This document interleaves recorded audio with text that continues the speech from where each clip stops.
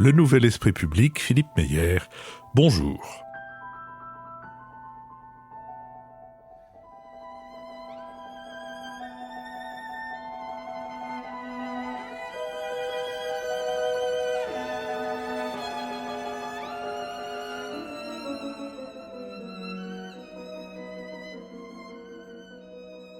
Bonjour, merci de nous avoir rejoints pour cette nouvelle émission en podcast, à l'orée de laquelle je vais vous donner quelques petites nouvelles de notre entreprise. Non, d'ailleurs pas de notre entreprise, mais d'une autre entreprise à laquelle, comme vous le savez, nous sommes associés depuis le début. Il s'agit de l'hebdomadaire Le 1. Le 1 en est à son numéro 200, à peu de choses près. Il a à peu près 35 000 lecteurs, enfin plus que ça d'ailleurs en lecteurs, mais il a 35 000 numéros en circulation chaque semaine et il a pratiquement 20 000 abonnés. Or, à la fin de 2017, la messagerie Prestalis, qui a le quasi-monopole de diffusion de la presse écrite en France, la messagerie Prestalis a prélevé d'autorité 25% des recettes de décembre du journal, puis de janvier, en arguant d'un risque de faillite imminente. Et depuis, cet organisme a décidé unilatéralement de retenir chaque mois 2,25% du chiffre d'affaires du 1 jusqu'en 2022. C'est une décision qui peut tuer ce journal et évidemment c'est une décision qui devrait pousser tous ceux d'entre vous qui sont attachés à la liberté de la presse, qui apprécient l'originalité du 1 et qui n'apprécient pas le comportement de cette société à soutenir ce journal en s'abonnant. Quand vous vous abonnerez au 1, il n'y a qu'un pas à faire pour vous abonner aussi au Nouvel Esprit Public. Comme vous le savez, nous aussi, nous n'avons pas à souffrir de Prestalis, mais nous avons besoin que notre indépendance soit assurée par des abonnements. Ces abonnements, vous pouvez les souscrire sur notre site. Il y a un organisme qui prélèvera tous les mois la somme que vous aurez bien voulu accordé à cet abonnement à partir de 5 € par mois et jusqu'à sans limite. Oui, absolument, jusqu'à sans limite, puisque tous les abonnements de soutien sont les bienvenus. Nous allons maintenant nous efforcer d'éclairer certains éléments de l'actualité de la semaine écoulée. Nous le ferons avec Nicolas Bavrez, avocat et essayiste, avec François Bujon de l'Étang, ambassadeur de France, avec Nicole Diesotto, professeur titulaire de la chaire Union européenne au Conservatoire national des arts et métiers, et avec Lucille Schmitt, membre du comité de rédaction de la revue Esprit. Nous commencerons par nous intéresser à la situation de l'agriculture en France. La visite particulièrement longue du président de la République au Salon de l'agriculture a été marquée notamment par une altercation avec des membres des jeunes agriculteurs en colère. Le président a tenté de répondre point par point et, comme il aime à le dire, les yeux dans les yeux, à un monde paysan en crise. Avec une baisse du revenu moyen des agriculteurs de plus de 29% en 2016 et malgré un rebond attendu d'environ 20% en 2017, la situation financière reste difficile pour nombre d'exploitants agricoles. À cela s'ajoute la refonte de la carte d'attribution des aides aux zones défavorisées, les différents accords de libre-échange, et en particulier les discussions avec le Mercosur sur le marché de la viande bovine, l'épineux dossier du glyphosate, herbicide potentiellement cancérigène, et la renégociation post-Brexit de la politique agricole commune à l'horizon 2020. 2 jours avant sa visite au Salon de l'agriculture, Emmanuel Macron avait tenu à rassurer 1 millier de jeunes agriculteurs invités à l'Élysée. Il a voulu les rassurer quant aux différentes mutations en cours dans le monde agricole. Le chef de l'État a alors lancé l'idée d'une véritable révolution culturelle, entendant transformer les exploitants agricoles d'hier en entrepreneurs agricoles de demain. Pour ce faire, le président a annoncé la création d'un système de prêts garantis de 1 milliard d'euros pour les jeunes agriculteurs et il a proposé pour le mois de mai qu'on imagine un système de pré-retraite agricole avec une sortie progressive de l'activité afin de permettre à un jeune de prendre la suite de ses parents. Leitmotiv des États généraux de l'alimentation de décembre dernier, la guerre des prix entre les grandes enseignes de distribution devrait être apaisée par le relèvement du seuil de revente à perte et la fixation des prix à partir des coûts de production des agriculteurs. Ces nombreuses annonces ont été accompagnées de leur lot de critiques, notamment de la part du syndicat agricole majoritaire, la FNSEA, ou de la droite, accusant Emmanuel Macron de méconnaître, voire de mépriser cette France périphérique. Sur cette question, Lucille Schmitt.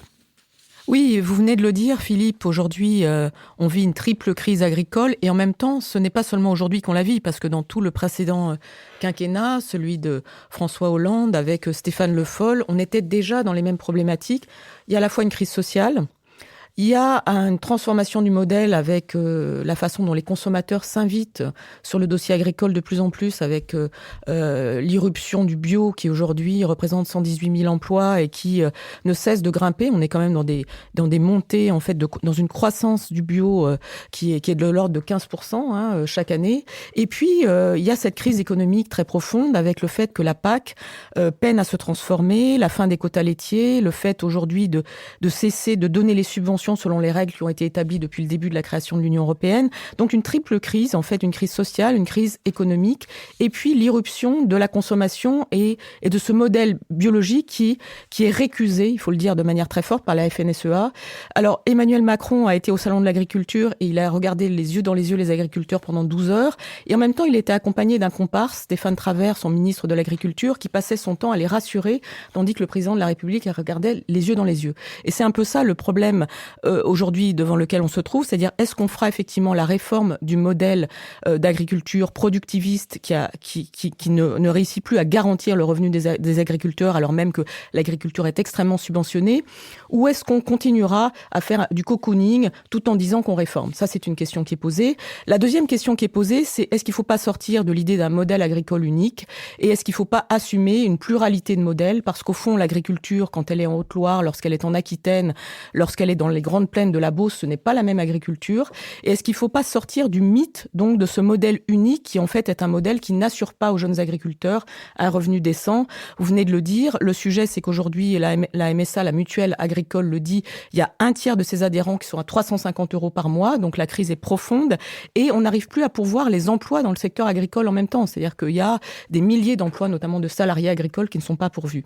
Donc pour résumer les choses, le défi il est social, il est économique parce qu'il faut garder évidemment la puissance d'exportation française et qu'on sait que c'est l'un des principaux excédents d'un commerce extérieur en très mauvaise situation. Et en même temps, peut-on être compétitif par rapport aux grands producteurs que sont justement les produits latinos, les Américains? La France n'a pas les mêmes surfaces agricoles. Et puis, il faut accepter tout simplement de prendre en considération les questions environnementales. Il n'y a pas que Nicolas Hulot dans la vie, il y a aussi la consommation, la société française qui aspire à davantage de bio. Et il faut s'apercevoir que l'environnemental peut être aussi une manière pour les agriculteurs de mieux gagner leur vie et pas seulement une manière de les emmerder, pour dire les choses comme elles sont. Oui, c'est aussi un moyen qui concerne l'emploi. J'ai regardé dans un endroit qui m'est cher, c'est-à-dire l'Aveyron, pour 100 hectares, dans l'ancien système, il suffit d'un paysan. Et dans le système bio, il en faut 5. Ce qui, évidemment, dans des contrées qui vieillissent et qui se dépeuplent, peut être un levier extrêmement important de vitalité locale. Nicolas Bavrez. C'est vrai qu'il existe un paradoxe. Quand on regarde aujourd'hui la demande mondiale, on a 7,5 milliards d'hommes, on a des classes moyennes qui montent dans les pays émergents, et ces classes moyennes, qui sont largement urbanisées aussi aujourd'hui, demandent une alimentation de qualité. Et a priori, donc, c'est un marché formidable pour l'agriculture française, qui est une agriculture à la fois puissante. Elle a un appareil de production qui est assez impressionnant. Elle a des filières d'excellence, elle a une marque, et puis elle avait une tradition d'innovation. Et pourtant, en face de ce potentiel, on a la crise qui a été rappelée. Donc, une crise de la production. Notre agriculture ne représente plus que 3,5% du PIB. Elle perd des parts de marché mondial. Depuis 2000, c'est passé de 7,7% à 4,8%. Elle a une crise de profitabilité. On l'a dit, un tiers des 451 600 exploitations sont en situation de quasi-faillite et de surendettement. Et puis, il y a aussi une crise humaine qui est terrible puisqu'on a 600 suicides d'agriculteurs par an, ce qui est quand même incontestablement dramatique. Alors, les raisons du décrochage, on l'a dit. Le modèle, finalement, on a eu 3 temps. D'abord, la mécanisation, l'exode rural après 1945, ensuite la restructuration des exploitations dans les années 60, et ensuite un modèle productiviste adossé à un peu plus de 9 milliards d'euros de subventions qui venaient de l'Europe. Et ce modèle est caduc. Pourquoi ? Parce qu'il s'est coupé du marché, et c'est vrai qu'il y a eu une ouverture, et donc notre agriculture n'a pas accompagné la mondialisation. Elle est en retard sur les technologies, sur le digital et sur le passage au bio. Elle a des difficultés avec la volatilité climatique, ce qu'on vient de voir avec les productions fruitières qui ont été ravagées par le froid dans le sud de la France. Et elle a des difficultés avec les changements sociétaux, la demande de transparence, de proximité, de circuits courts, de bio. Et enfin, il est clair que les 9 milliards qui nous venaient de la PAC sont aujourd'hui en risque à cause du post-Brexit. Alors, est-ce que les choses sont définitivement condamnées ? Je ne crois pas. Pourquoi ? Parce que quand on regarde autour de nous, on voit que des pays comme l'Allemagne ou les Pays-Bas, l'Allemagne n'était pas un pays de grande tradition agricole, les Pays-Bas si, mais l'Allemagne ou les Pays-Bas ont réussi à construire des excédents commerciaux et des appareils de production extrêmement performants.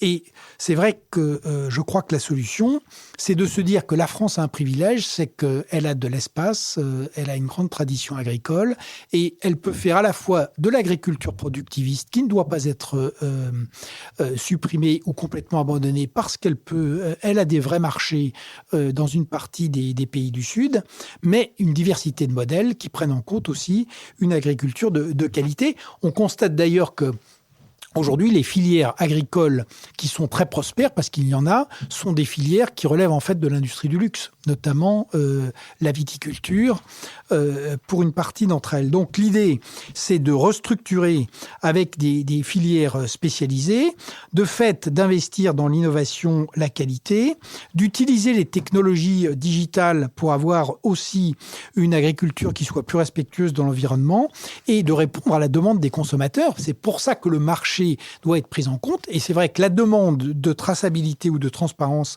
des consommateurs doit être prise en compte.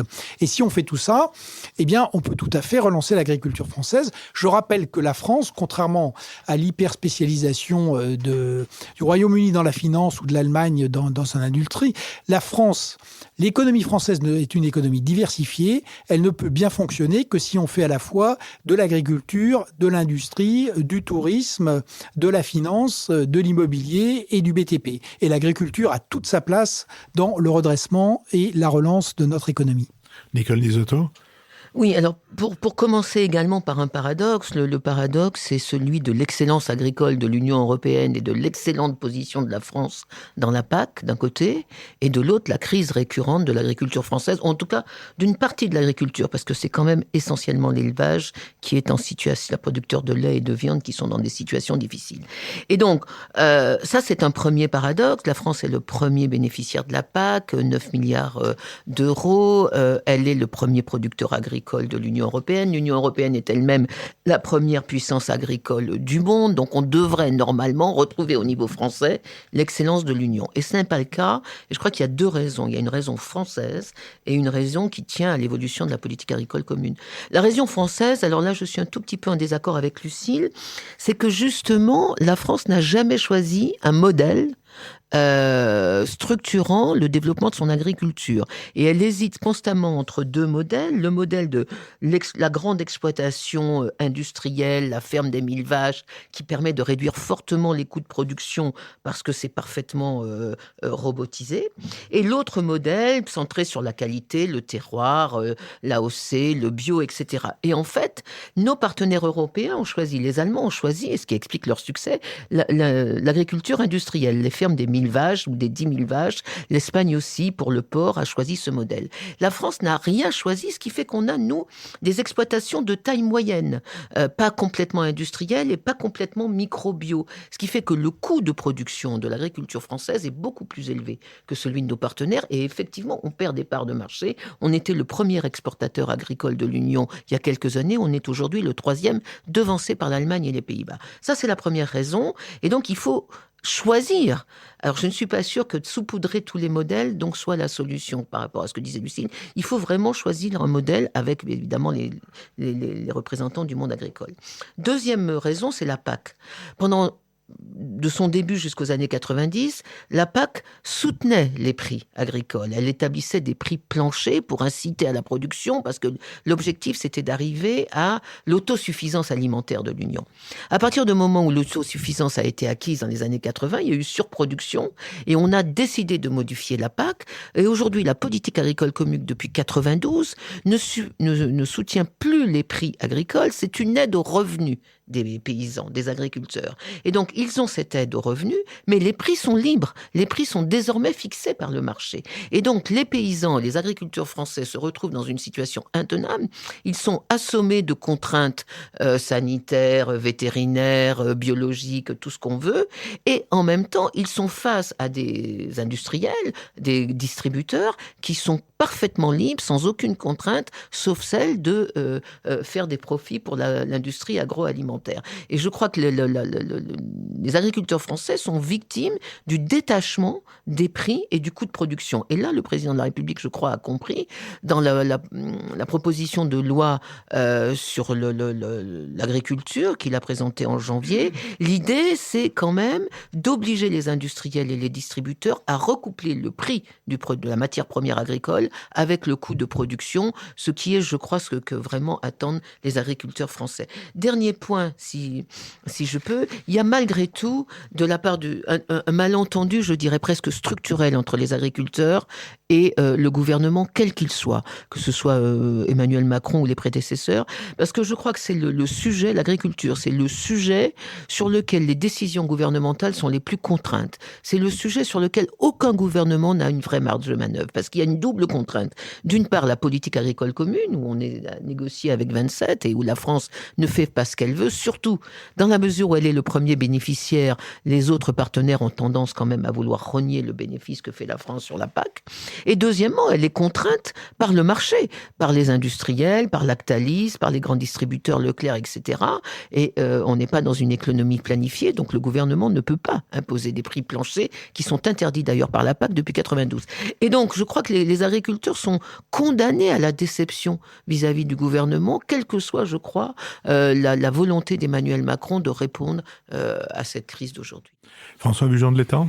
Mais vous avez dit tous les trois, bien entendu, des choses parfaitement pertinentes, auxquelles je ne veux pas ajouter de commentaires, sinon que l'une des grandes difficultés me paraît d'analyser les causes de ce malaise agricole qui est c'est pas une crise. Quand on parle de crise, c'est quelque chose de passager, une crise. Là, il s'agit d'un malaise profond, lancinant, qui dure depuis déjà longtemps et qui n'est pas à la veille de se dissiper. Et en réalité, il est très difficile à analyser puisque les causes, et tout ce que vous venez de dire le démontre abondamment, les causes en sont absolument multiples. Le problème est vraiment pluridimensionnel. Il y a, pour résumer les choses, il y a des raisons sociales et des raisons économiques au changement complet de la situation de la France agricole. Les raisons sociologiques, on les connaît tous, ce sont les changements profonds dans notre société au cours, disons, des 2 dernières générations, et le problème de la relève générationnelle au sein du monde agricole est un problème particulièrement difficile aujourd'hui en raison du déclin du modèle de l'exploitation familiale qui a été pendant des siècles, évidemment, la base du monde agricole. Et aujourd'hui, ce modèle est en déclin et un nouveau modèle, qui est un modèle davantage, disons, de capitalisme agraire, fait son apparition avec le changement de génération. Et ça, c'est un changement finalement très très difficile qu'il faut savoir accompagner et encourager.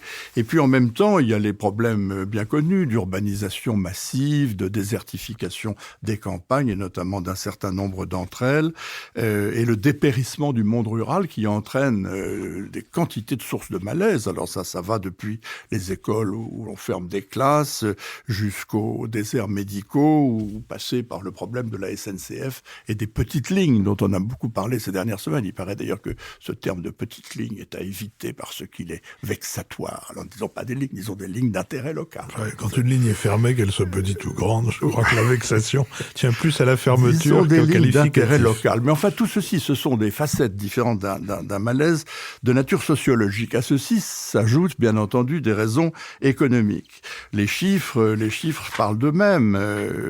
Nicolas y a fait allusion. Il y a eu, fin septembre, 1300, on comptait 1300 défaillances d'entreprises agricoles sur les 12 derniers mois, par exemple. C'est un chiffre terrible. Le chiffre que vous avez cité d'un tiers des agriculteurs qui a un revenu inférieur à 350 € par mois, selon la mutualité sociale agricole. Et le fait que 40% des agriculteurs vont partir en retraite d'ici 2021. Enfin, ce sont des chiffres qui montrent vraiment un très très grave problème qui se traduit, hélas, par ce que vous avez signalé, Nicolas, c'est-à-dire par le nombre particulièrement élevé de suicides dans cette catégorie de la population. Alors ça, ces chiffres montrent bien qu'il y a une crise économique grave. Et cette crise économique, elle a toutes sortes de raisons diverses et variées. Il y a tout ce qu'on a dit sur le modèle agricole et la taille des exploitations. Il y a le problème des rapports avec la grande distribution, qui est un problème très très difficile parce que c'est un bras de fer permanent, annuel, entre les dirigeants de la grande distribution et les producteurs agricoles qui cherchent à faire reconnaître les coûts comme base finalement de la fixation des prix. Il y a le problème de la modernisation de l'agriculture et de recherche de la qualité, les considérations de nature environnementale, la naissance d'une bioagriculture qui est extrêmement recherchée et l'apparition d'un modèle fondé sur des exploitations plus petites qui privilégient la qualité à la quantité, qui privilégie des circuits courts et qui aujourd'hui deviennent une part importante de l'agriculture et c'est la part qui marche le mieux. Et puis il y a tous les problèmes de la concurrence internationale et du libre-échange et de la mondialisation. L'accord avec le Canada, par exemple, suscite un profond malaise dans le monde agricole. La reprise par l'Union européenne des négociations avec le Mercosur et notamment avec des pays qui sont des géants agricoles comme l'Argentine, à la fois en termes de viande bovine ou en termes de céréales, inquiète considérablement le monde agricole et tout ceci est compréhensible. Et puis il y a l'Europe. Il y a effectivement l'évolution de la politique agricole commune qui a vieilli et que nous allons commencer, semble-t-il, à réformer à partir de 2020. La France en est une des principales bénéficiaires. Elle reçoit à peu près 9 milliards d'euros chaque année des fonds agricoles européens, mais les conséquences du Brexit vont se faire sentir puisque la Grande-Bretagne cessant de cotiser, les fonds disponibles seront diminués d'autant. Et puis, l'Europe elle-même ajuste ses aides. Par exemple, dans le domaine de l'aide aux zones défavorisées, cette année, 1400 communes de France vont sortir de la carte des zones défavorisées. Alors, ça, c'est une première série de considérations. La seconde, c'est que je suis frappé par le très, très fort intérêt des pouvoirs publics, mais de l'opinion d'une façon générale, pour l'agriculture. Le salon de l'agriculture, évidemment, le montre. Il y a beaucoup d'émotions dans l'opinion. Et il y a une espèce de sympathie assez spontanée dans tous les secteurs de l'opinion pour le monde agricole. Et quant au pouvoir public, alors que le monde agricole ne représente que 1% de l'électorat, il y accorde une attention, bien entendu, hors de proportion avec ce chiffre de 1%. Et ceci montre à quel point le monde agricole, sa bonne santé sont importants pour l'identité française et ils ont une très très forte valeur symbolique dans l'estimation par la France elle-même de sa propre santé économique et sociale. Lucile Schmitt. Oui, moi je trouve que ce que vient de dire François Bujon de l'Étang est hyper intéressant parce que au fond le sujet c'est est-ce que le monde agricole retrouve un lien avec la société française qui soit un lien qui ne soit pas seulement de sentiment qu'on est face à une profession en crise, en perdition et qui a vocation à disparaître. Et là-dessus, la question de la bioagriculture, sur le terme que vous avez utilisé, est très intéressante parce que, comme le disait Philippe Meyer, si on va vers une filière bio, on remet en fait la ruralité, on remet du monde à la campagne et on sort d'un modèle qui, au fond, est devenu un modèle où il y a une désertification des campagnes, c'est-à-dire qu'on produit davantage et il y a moins de monde à la campagne. Donc ça, c'est un sujet sur lequel, au fond, la société s'interroge. Vous savez, lorsque énormément de Français deviennent membres des AMAP, ces associations pour le maintien d'une agriculture paysanne, ils font pas seulement un acte militant, ils veulent aussi mieux manger. Et je trouve ça très intéressant que le grand acte agricole d'Emmanuel Macron, ça soit une loi non pas sur l'agriculture, mais sur l'alimentation. C'est-à-dire que on fait, d'une certaine manière, on refait du dialogue avec l'ensemble de la société et on dit les agriculteurs sont partie prenante du modèle français. Il y aura peut-être plusieurs modèles agricoles, mais le modèle français inclura un modèle avec une agriculture. Alors je ne sais pas si le terme de moderne est le bon. Mais le sujet, c'est au fond, est-ce qu'on veut que l'agriculture fasse partie de la vision et du futur de la France? Et là-dessus, moi, je voulais réinsister sur la question de la renégociation de la PAC, parce que si on veut vraiment faire changer l'Europe sur ce sujet, il faut que la France reprenne un rôle moteur par rapport à la réforme de la PAC, qu'elle soit plus seulement une puissance conservatrice bénéficiant des 9 milliards d'euros, mais par ailleurs bénéficiant de manière conservatrice des 9 milliards d'euros. On est dans un changement avec le Brexit. Et là-dessus, je trouve que la vision présentée par Emmanuel Macron est assez intéressante. À mon avis, Stéphane Travert devrait éviter de cocooner trop la FNSEA, parce que il y a un sujet, c'est-à-dire que la FNSEA est au fond quelque part en réaction toujours par rapport à l'idée de la vision de l'agriculture. Les agriculteurs sont, comme les médecins, finalement assez mal représentés. Peut-être devraient-ils réfléchir davantage à leur représentation. Mais la vision défendue par Macron, c'est une vision où on fait de l'agriculture en filière, c'est-à-dire qu'on fait coexister la filière bio par rapport à d'autres filières qui peuvent être des filières de grande exportation. On revient sur l'idée du locavore, donc effectivement des circuits courts. Et puis, on gère les crises, c'est-à-dire que pour réussir à avoir une vision, il faut anticiper sur les crises et pas seulement être en réaction. Et enfin, on inscrit les services environnementaux, donc on inscrit la question de l'écologie dans l'agriculture et on cesse d'opposer deux mondes, le monde écologique et le monde agricole. Et juste pour terminer, je regrette profondément que Nicolas Hulot n'ait pas pris suffisamment sa place dans ce moment agricole et qu'il ait juste été faire une micro-visite après avoir dit qu'il n'irait pas sur un stand de l'INRA. Il aurait dû aller dialoguer avec les agriculteurs pour qu'on n'ait pas seulement un homme en France, un homme providentiel qui dialogue et qui affronte les conflits et qui pense. Il faut qu'on développe sur l'agriculture une pluralité de visions si on veut faire passer l'idée de la pluralité des modèles. Et là-dessus, par rapport à ce que disait Nicole Niessotto, je pense que le sujet, c'est que il faut une pluralité de modèles en France parce qu'on a une pluralité géographique, une pluralité de production et la Beauce n'est pas comme l'Aveyron, pour résumer les choses. Heureusement pour le vin. Oui, pour revenir juste d'un mot à ce que Lucille Schmitt vient de souligner, le « en même temps » d'Emmanuel Macron prend quelquefois des formes qui font penser aux grands écarts que doivent faire les danseurs. Et comme chacun sait, c'est le moment où on se claque les muscles de la cuisse. Et M. Travers me paraît quand même ne pas avoir avec la FNSEA l'ombre d'une distance. On se demande même s'il n'en est pas le porte-parole, ce qui rend quand même un peu difficile la réalisation du discours du président de la République. Je l'ai, comme vous, trouvé très intéressant, mais quand je vois M. Travers, surtout quand je l'entends, quand je le lis et quand je vois ce qu'il fait, je me dis que je préférais quand même son prédécesseur, M. Mézard. Nicole Niessotto. Juste un tout petit mot sur la ruralité et la perception de l'agriculture en France.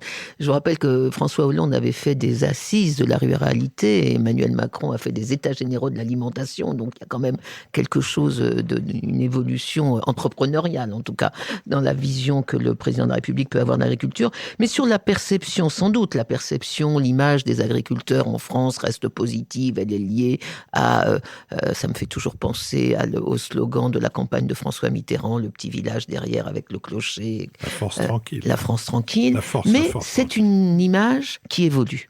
Et qui évolue de façon négative parce que l'agriculteur est aussi, dans ce pays, un grand pollueur et que ceci commence à devenir un problème de société. Il y a l'affaire du glyphosate, il y a l'affaire des pesticides, il y a l'affaire des plages bretonnes, des algues vertes, il y a l'affaire des mille vaches et autre chose. Et donc, je crois qu'il faut faire attention à ce que, justement, cette image unificatrice de l'agriculture dans l'identité française ne devienne pas trop négatif.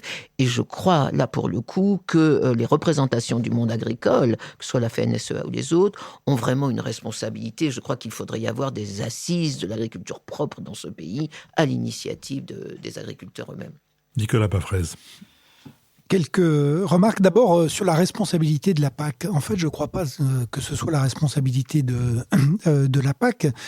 Les changements ont été annoncés et les autres pays se sont adaptés. Donc, de fait, le problème de la France, c'est que c'était tout à fait normal de changer les principes de la PAC parce qu'on n'allait pas continuer à financer des stocks de beurre ou qui n'avaient aucun sens.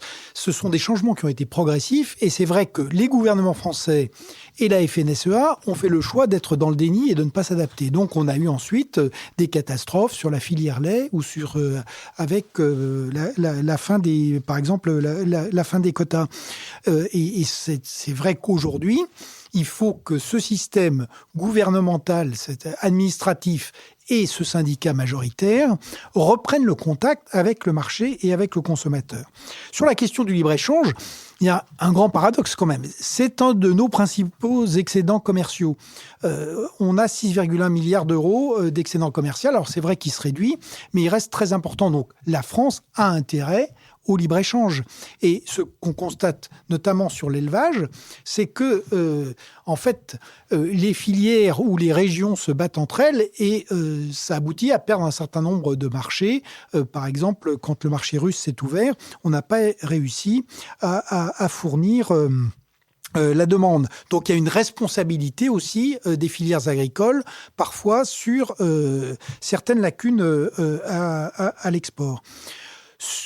Troisième remarque, ça fait très longtemps que l'agriculture, est un secteur extrêmement capitalistique. C'est un secteur à très fort investissement. Alors, le problème, c'est de savoir si ce capital est bien investi ou si on l'a investi dans les technologies du passé plutôt que dans les technologies de l'avenir. C'est ça la grande question. Mais ça fait très longtemps. C'est d'ailleurs pour ça qu'on a un problème majeur de surendettement du secteur. Et enfin, c'est vrai qu'il faut faire du bio, ça, il n'y a pas de doute, puisque là encore, il y a une demande. Donc, ça serait absurde de ne pas la satisfaire. Mais le tout bio n'est pas une solution non plus, parce que, de fait, on ne pourra pas nourrir et répondre, y compris à une partie des marchés d'exportation, uniquement avec le bio. Et c'est vrai qu'il faut admettre que l'agriculture française est en elle-même un secteur extrêmement diversifié. Lucille Schmid ? Oui, moi je voulais juste, pour terminer, citer un capitaliste, en fait, Emmanuel Faber, qui dirige Danone, et qui dit très justement... Danone, vous voulez Danone, dire, oui. Et qui dit très justement, dans un entretien qu'il a donné pour le Salon de l'Agriculture, c'est qu'il faut rappeler une chose, c'est que dans l'agriculture, tout part du sol et non pas de la plante. Et au fond, pourquoi est-ce que c'est intéressant ? C'est parce que ça rappelle que, notamment sur la question des semences, sur la question des pesticides, des herbicides, etc., on est parti très loin, au fond, d'une agriculture qui soit proche de la nature. Et je trouve très intéressant, par rapport à ce que vient de dire Nicolas Bavrez, il dit... Le bio, évidemment, c'est pas la solution. Il faut aller vers l'agroécologie et surtout, il dit l'agriculture régénératrice. C'est-à-dire qu'il rappelle qu'aux États-Unis, 90% des sols sont épuisés par cette agriculture ultra productive. Et au fond, la question, c'est où est le capitalisme ? Est-ce que c'est le capital naturel ou est-ce que c'est un capitalisme financier quelque part sans frontières ? Rappelons-nous du minerai de viande de cheval roumain et rappelons-nous comment c'est comme ça que les consommateurs se sont quelque part installés dans le débat. Il faut aujourd'hui faire attention sur le glyphosate.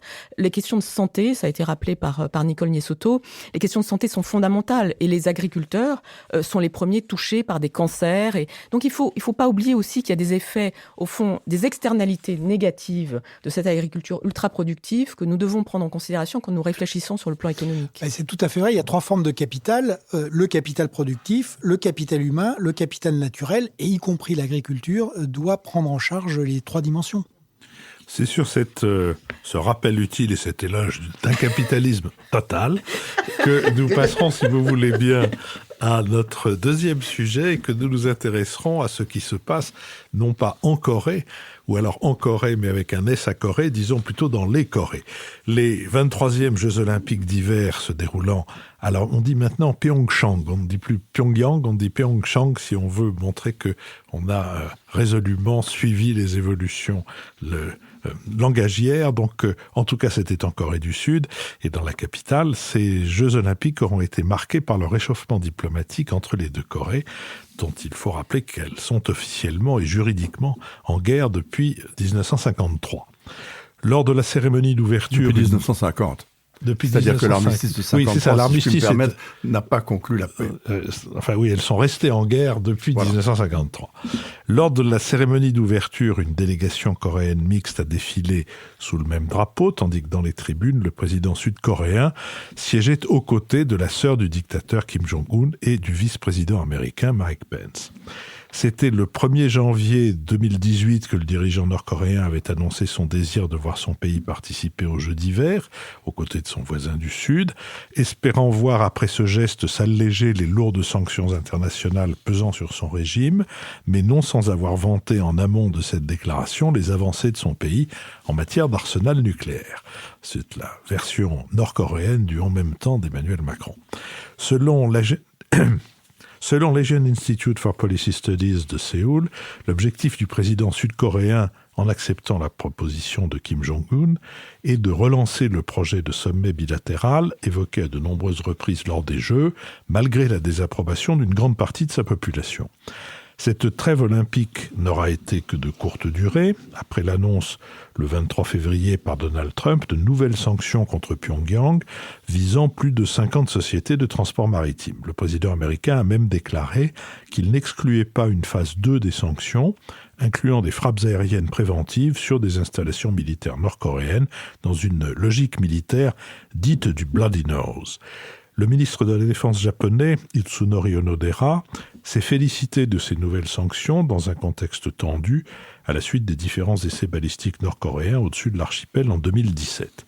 La menace américaine est prise au sérieux par Pékin, qui a proposé au Conseil de sécurité de l'ONU un double moratoire, gel des tirs nord-coréens contre gel des exercices d'entraînement majeurs américano-sud-coréens.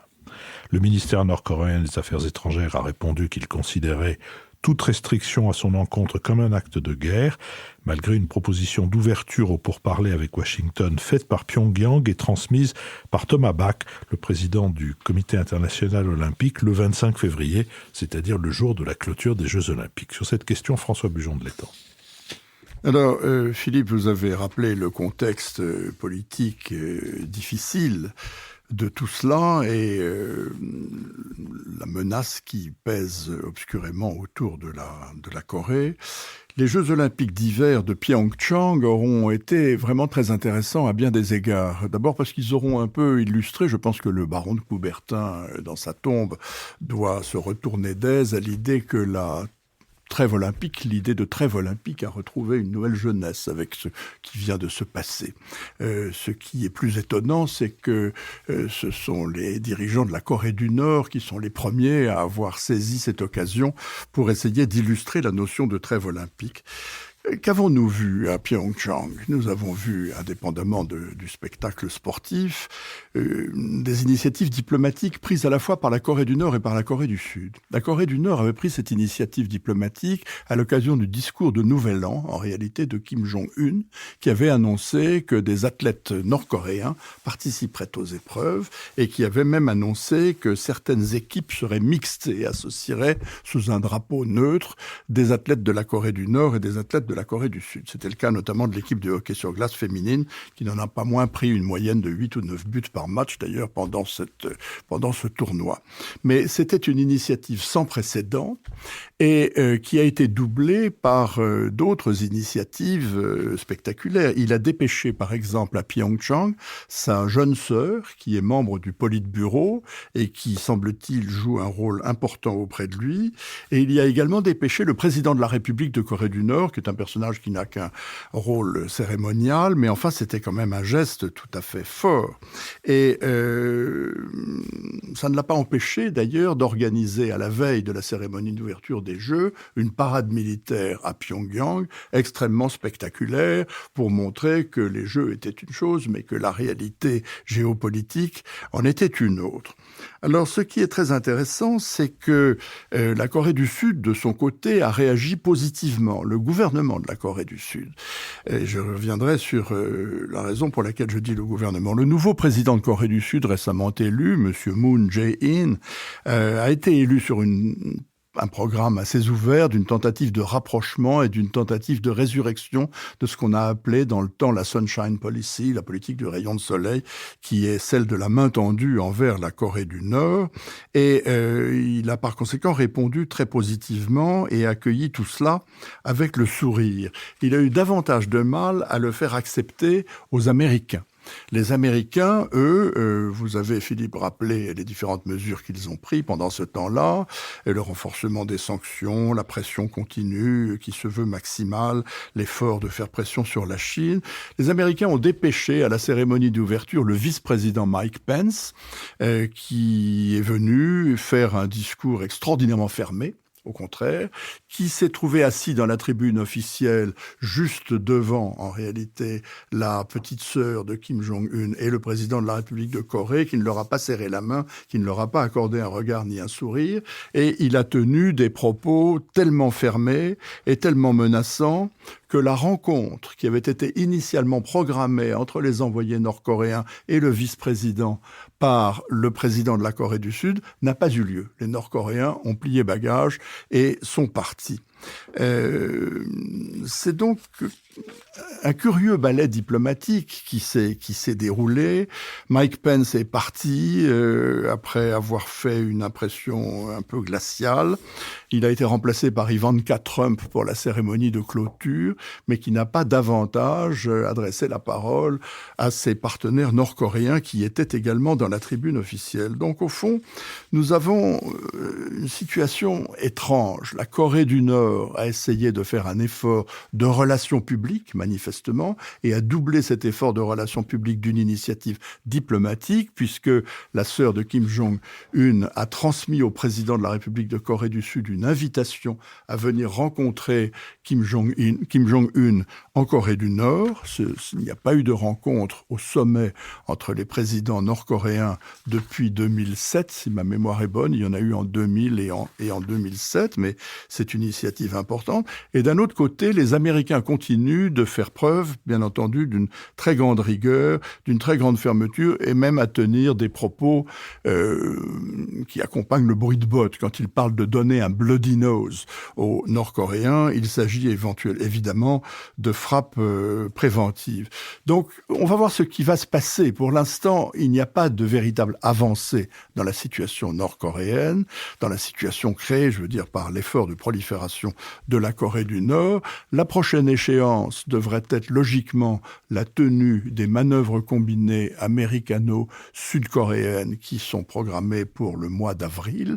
Si elles se tiennent, on peut s'attendre à ce que de son côté, Kim Jong-un fasse de nouveaux tests nucléaires ou balistiques et à ce que la tension ne monte encore d'un cran. Donc il se peut que finalement les tentatives d'éclaircie qui se sont fait jour à l'occasion des Jeux Olympiques n'aient pas de suite. Nicole Nisato.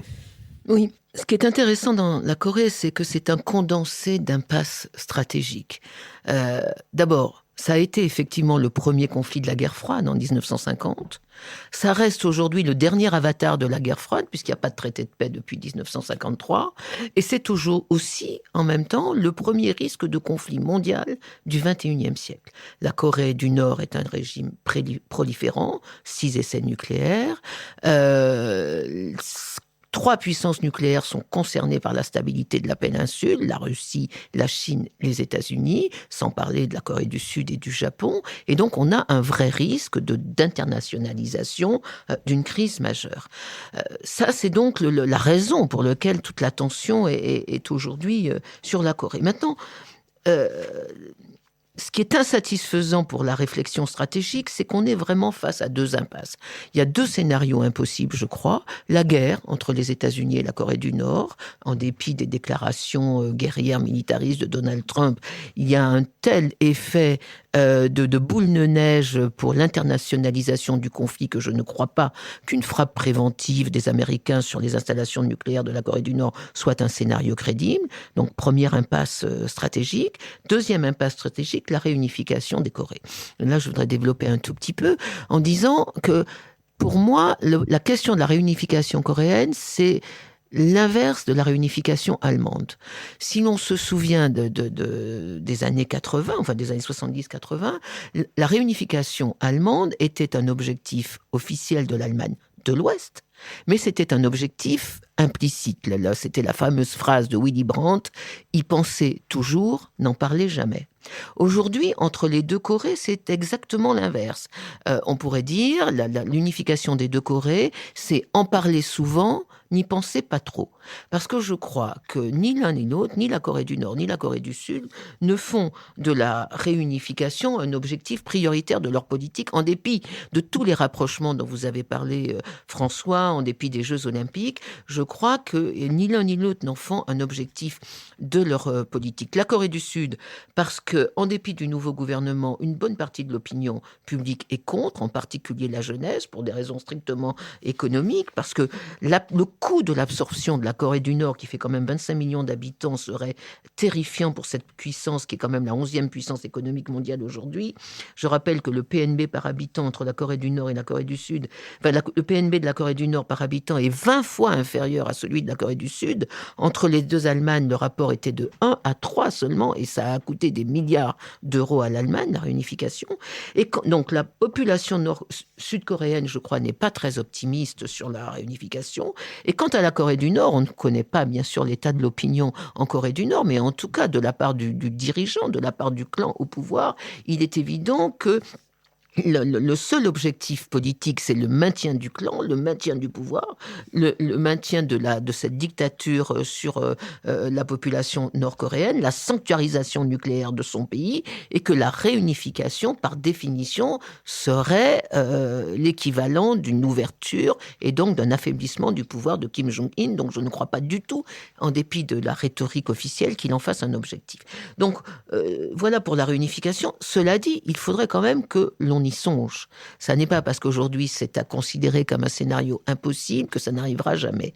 Et je crois qu'il y a 3 options théoriques pour une unification de la Corée, si l'on veut se préparer, parce qu'il y a quand même 3000 ans d'histoire, 70 ans de séparation entre les deux Corées, ça devrait quand même faire réfléchir sur la logique de l'unité. Il y a 3 scénarios, je crois, très rapidement. Il y a le scénario allemand, auquel je ne crois pas, c'est-à-dire l'absorption par le sud de la Corée du Nord. Je n'y crois pas parce que ça coûterait très cher, et d'autre part, ça voudrait dire que le régime de Kim Jong-un s'est effondré. Et donc, soit il se serait suicidé, soit les Américains lui auraient fait la guerre. Et dans les 2 cas, je pense que ce n'est pas concevable. Il y a un deuxième scénario qui est le scénario kosovar, c'est-à-dire la mise sous tutelle de la communauté internationale par l'ONU des 2 Corées à la suite de je ne sais quelle guerre civile ou intervention militaire. Mais là aussi, ça me paraît peu probable que la Corée du Sud, 11e puissance du monde, accepte cette tutelle onusienne. Et il y a le 3e scénario, dont on parle peu, mais qui me paraît être intéressant, qui est celui de Taïwan, le scénario Taïwan, c'est-à-dire un État, 2 systèmes, une espèce de confédération lente, très progressive, qui, sur un demi-siècle, permettrait peut-être aux 2 Corées d'évoluer vers quelque chose d'acceptable pour l'ensemble des acteurs. Nicolas Bavrez. La Corée fait effectivement partie des zones sur lesquelles il y a un grand malentendu, parce qu'elle a été considérée longtemps comme une séquelle de la guerre froide, et simplement comme une espèce d'erreur historique qui devait se résorber, un peu comme c'est ce qui est en train d'arriver aujourd'hui à Cuba. Et on oublie 2 choses qui ont été dites, c'est que c'est une zone d'abord qui est en guerre depuis 1950, avec un simple armistice en 1953. Ce pays est partagé en 2, avec 2 pays qui sont à l'opposé. La Corée du Sud, c'est la 11e puissance économique du monde. C'est un pays qui est très en avance sur la 5G. C'est un pays qui a une capacité technologique impressionnante, y compris sur des domaines clés pour le 21e siècle. Par exemple, pour les batteries, il y a 2 pays qui comptent, la Chine et la Corée. Évidemment, il y a la puissance de Samsung. Et de l'autre côté, donc, on a une dictature stalinienne et un pays surarmé, puisqu'il y a une armée de plus d'1 million de personnes sur 25 millions d'habitants, ce qui est évidemment sans équivalent dans le monde. Pas de traité donc il n'y a pas de paix sur le théâtre coréen. Et il faut rappeler aussi qu'il n'y a pas de paix en Asie tout court, puisque c'est une zone dans laquelle non seulement les conflits de la Seconde Guerre mondiale n'ont pas été réglés, mais dans laquelle on n'a pas de système d'alerte stratégique entre les grandes puissances et leurs alliés. Alors, ce qui est aujourd'hui, la donne est quand même en train de changer, et c'est vrai qu'on peut projeter des scénarios à long terme, mais il y a aussi des risques de court terme. Pourquoi est-ce que la donne change ? D'abord parce que le régime nord-coréen a changé clairement de dimension. On l'a rappelé, 6 essais nucléaires, la prolifération balistique, avec maintenant la capacité à frapper le territoire américain, le missile Hwasong 15, 13 000 km de portée, une activité cyber impressionnante, l'attaque sur Sony en 2014, le virus WannaCry qui a frappé les 5 continents au printemps 2017, et une prolifération, y compris d'armes chimiques en Syrie, qui a été soulignée par le dernier rapport de l'ONU. Donc on a un régime qui se sanctuarise par la prolifération nucléaire, balistique, les armes de destruction massive, avec l'idée d'assurer la survie du régime en tirant toutes les leçons de ce qui est arrivé aux dictateurs irakiens, libyens ou à l'inverse à l'Ukraine qui a été donc envahie partiellement par la Russie à la suite de son désarmement nucléaire. Donc changement de donne et de dimension côté Corée du Nord. Changement de donne avec Pékin parce que l'alliance, c'est la plus vieille alliance de Pékin et en même temps, il y a une prise de distance entre les régimes. Mais les Chinois ont fait passer clairement le message que toute frappe sur la Corée du Nord serait considérée comme une frappe sur le territoire chinois. Changement de donne aux États-Unis qui peuvent maintenant être frappés sur leur territoire et changement de donne en Corée du Sud parce que d'un côté, l'opinion est lassée, mais de l'autre, la question stratégique se pose de manière maintenant pressante. Alors, qu'est-ce qui peut se passer après la trêve olympique ? On voit quand même que les choses vont bouger. Pourquoi ? Parce que les sanctions américaines, maintenant, ont obligé la Russie et la Chine, qui contournaient massivement l'embargo, notamment sur le charbon, à bouger. On voit qu'elles portent, le prix des carburants augmente, les exportations nord-coréennes, pour la première fois, commencent vraiment à diminuer. Et donc, alors qu'on a déjà quand même à peu près 40% de la population qui est en situation de famine, en dehors de la capitale, les choses vont quand même se resserrer. Ensuite, on a la menace de frappe et la pression des manœuvres militaires. Et puis, il y a la capacité de frappe technologique et cybernétique. Et donc, les choses vont se durcir dès que la trêve olympique sera terminée le 19 mars prochain. Lucile Schmitt. Oui, je vais être assez rapide, mais je crois que ce qui est très important, c'est aussi de rappeler, on a beaucoup parlé de la Corée du Nord et de son caractère dictatorial, il faut rappeler que la Corée du Sud a été... au fond, pendant 50 ans, pratiquement toujours également une dictature. On l'oublie parce que c'est un grand pays capitaliste qui, certes, est la 11e puissance économique mondiale, mais vivre en Corée du Sud, c'était extrêmement difficile. C'est un pays où la répression a été très dure sur tous ceux qui portaient la démocratie, sauf, comme vous l'avez rappelé, François Bujon de l'Étang, dans la période de la Sunshine Policy, mais qui a duré de 1998 à 2008. Et là, l'arrivée de Moon comme nouveau président, qui est un président démocrate, après la destitution de la présidente Park, parce qu'il y avait aussi des dynasties, en Corée du Sud, il y avait la dynastie Park, qui était une dynastie dictatoriale et corrompue. L'arrivée de Moon est quelque chose qui représente un véritable espoir en Corée du Sud et qui suscite une forme de nationalisme civique, comme on dit.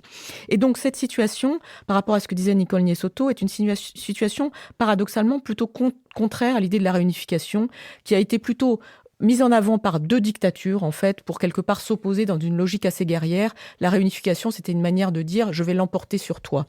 Donc on est dans une situation nouvelle, où aujourd'hui les jeunes ne sont plus favorables à la réunification, sont plus favorables à l'idée, au fond, de stabiliser la situation économique, et surtout on est dans une situation où la demande de droits civiques est importante, et comment est-ce qu'on va gérer cette manière d'installer la démocratie en Corée du Sud ? Ça, je pense que c'est un élément essentiel. Là-dessus, l'éloignement par rapport aux États-Unis, parce qu'on l'a dit, c'est une triade. Il y a les deux Corées et il y a les États-Unis qui sont partie prenante de cette situation politique. Comment est-ce que Moon va gérer la situation par rapport aux Américains ? Comment est-ce qu'il va maintenir la possibilité d'avoir l'initiative politique ? C'est un sujet par rapport à la politique, au fond, cyclotimique de Donald Trump. Est-ce que Donald Trump va être aussi moins cyclotimique sur la Corée ? C'est une question qu'il faut se poser. François Bujon de l'Étang. Il y a énormément d'incertitudes dans cette crise coréenne. On vient de les passer en revue. Et je voudrais, pour terminer, dire simplement quels sont les quelques points durs auxquels on peut s'accrocher, quelles sont les quelques certitudes. La première, c'est que Kim Jong-un ne renoncera pas à se doter d'une dissuasion nucléaire. Il continuera à faire tout ce qu'il faut parce que c'est pour lui la survie du régime. Le second point, c'est que les Américains ne sont absolument pas disposés à rester vulnérables et à s'accommoder d'une Corée du Nord nucléaire, balistique, qui peut les menacer à tout instant. C'est inacceptable pour eux. La troisième, Nicole, c'est que personne ne veut d'une réunification de la Corée. C'est un débat. C'est un débat qu'on peut avoir, mais personne n'en veut, ni la Corée du Nord, qui pense surtout à assurer sa survie, ni la Corée du Sud, où vous avez bien dit que les jeunes générations y sont très hostiles, ni la Chine, qui est très contente d'avoir deux Corées, ni la Russie, ni personne, au fond, ni les Américains. Et donc, ce débat n'existe pas. Le dernier élément, il n'y a pas de solution militaire, tout le monde le sait, pour empêcher vraiment la prolifération de la Corée du Nord, et par conséquent, la seule chance serait un étouffement progressiste de l'économie nord-coréenne par le jeu des sanctions, mais la Chine, la Russie, finalement, ne souhaitent pas assister à cet étouffement. Donc je crois que le terme d'impasse stratégique qui a été utilisé est en effet le meilleur pour résumer ce problème. Je vous remercie, Laura Sonnet, de notre dernière séquence, la séquence des brefs. Plutôt que de vous recommander un livre, un spectacle ou un film, je voudrais vous faire part d'une expérience personnelle. Je suis frappé par le nombre de gens de gens que je connais, qui, quand ils me voient de ces derniers temps, se frappent le front. Et je me suis demandé pourquoi ils se frappaient le front. C'est parce que quand ils me voient, ils se disent « Ah, j'ai oublié de m'abonner. C'est écrit, je vais le faire, etc. » Donc, ne vous frappez plus le front. Tout de suite, là, à l'instant même, si vous ne l'avez pas déjà fait, à l'instant même, allez sur notre site et abonnez-vous. Nicolas Bavrez. Je voulais rendre hommage à Jan Kuciak, qui est un journaliste slovaque qui a été exécuté avec sa compagne Martina Kusnirova par des tueurs mafieux. Ça s'est passé en Slovaquie. Il enquêtait sur Robert Fico, qui dirige le pays, et sur un certain nombre de ses proches. Et parmi les fraudes qu'il dénonçait, la plupart portent sur des fonds structurels européens. Et au-delà de ce drame, je pense que ça pose vraiment la question des fonds structurels européens qui sont aujourd'hui déversés sur ces pays du groupe de Visegrad qui communient dans la démocratie libérale et qui servent à financer des autocrates et les oligarques qui leur sont proches. C'est une situation qui, je pense, ne peut pas durer. Nicole Nisotto. Alors je souscris complètement, d'autant que ce sont des chiffres... Peut-être le nouveau secrétaire général de l'Union européenne pourra pourvoir à tout ça. J'espère qu'il sera empêché de prendre ses fonctions par le Parlement européen qui vient de commander une enquête. Non, mais Nicolas Bavrez a complètement raison. La Pologne reçoit tous les ans 4% de son PIB, c'est-à-dire 15 milliards d'euros de fonds structurels. Et elle nous traite vraiment comme le dernier de ses alliés. Donc moi, je voulais recommander, indépendamment de la présence de Lucille Schmitt, le dernier numéro de la revue Esprit, non pas pour son dossier Démocratiser l'entreprise, parce que je ne l'ai pas lu, mais il est sans doute excellent, mais parce que la revue a commencé une espèce de feuilleton sur la politique étrangère de la France, commencé en novembre de l'année dernière par un article de Justin Weiss, le directeur du CAPS au Quai d'Orsay, qui opposait la tendance gaulo-mitterrandienne, européenne, indépendante, et la tendance néoconservatrice, plus atlantiste, plus militariste, etc.